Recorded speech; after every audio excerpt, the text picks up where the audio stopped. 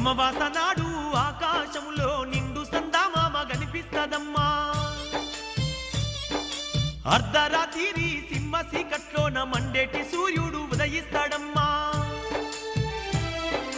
సర్వజాతులు సంకరమయ్యి శంకరులే సామ్రాటులైతారమ్మా. మునుముందు జరిగే వింతల్లి గనవమ్మ, నేను చెప్పేవన్నీ జరిగి తీరుతాయమ్మా. వావి వరసలు మచ్చు కన్నా లేక మానవత్వమే చచ్చిపోతుందమ్మా.